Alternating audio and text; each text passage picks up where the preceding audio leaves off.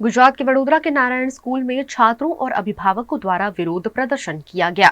वडोदरा के Waghodia ring road स्थित नारायण विद्यालय में कुछ महीनों पहले एक हादसा हुआ, जिसका वीडियो सोशल मीडिया पर वायरल हुआ। स्कूल में अचानक दीवार धंसने का मामला सामने आया था, जिससे छात्रों की सुरक्षा पर कई सवाल उठे थे।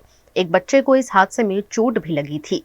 वहीं 8 महीने से इस मामले स्कूल बंद होने की वजह से छात्रों की पढ़ाई पर गहरा असर हो रहा है। आज से बोर्ड्स की परीक्षा शुरू हुई, वहीं छात्रों की पढ़ाई में बाधा आने की वजह से स्कूल में अभिभावकों और छात्रों द्वारा विरोध प्रदर्शन किया गया।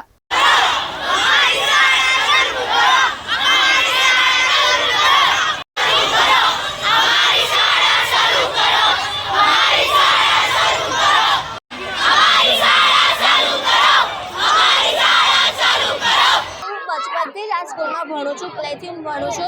અત્યારે સ્કૂલની દિવાલ પડી, બરાબર, પણ અમારી સ્કૂલ સીલ થઈ ગઈ છે અને અમે ત્યાં ઇન્ટરનેશનલમાં જઈએ છીએ ભણવા માટે. તો એ સારી સુવિધા પણ નહીં, તો એમને ભણવું પણ નહીં ગમતું ને ટ્રસ્ટીઓ બધા છે ને અહીંયા સ્કૂલ બનાવવા પણ નહીં માંગતા. બધા મિટિંગો કેટલી પણ થાય છે, પણ બધા ના પાડે છે. બધા અંદર ઝઘડા પણ કરે છે. અમે તો બધાને એવું જ કહીએ છીએ કે અમે સ્કૂલ ચાલુ કરો. અમે ભાઈ તમે 2000 જેટલી સંખ્યાઓ છે બાળકોને, તમે કઈ સમાવશો પછી? एक्चुअली એવું છે કે 7 મહિનાથી ટ્રસ્ટીઓ જોડે મીટિંગ ચાલે છે. ટ્રસ્ટી ગોલ ફેરવીને કોઈ એનું નિરાકરણ લાવતા નહીં. ખાસ કરીને દક્ષેશભાઈ 3-4 વાર મીટિંગમાં આવ્યા, પછી આવવાનું સદંતર બંધ કરી દીધું છે. એમને જ ખાલી રસ નહીં કે આ સ્કૂલ બને. હવે એમના ઘરે જ અમે જઈએ છીએ, બરાબર છે, અને ડીઓમાં બી જઈશું અને ગાંધીનગર બી જઈશું કે હવે ભાઈ દક્ષેશભાઈ તમે ક્યારે મિટિંગમાં બેસો છો તો આગળ એનો રસ્તો આપો. 2000 બાળકોના ભવિષ્ય સાથે ચેડા થઈ રહ્યા છે અને જે કોન્ટ્રાક્ટ છે પેલી સ્કૂલમાં 2 વર્ષ 2 વર્ષ પછી આ વિદ્યાર્થીઓને શું જશે.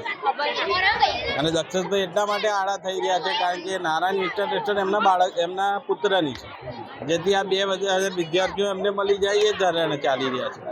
પણ આવું બધું અહીં રાજકારણ રમવાની જરૂર નહીં.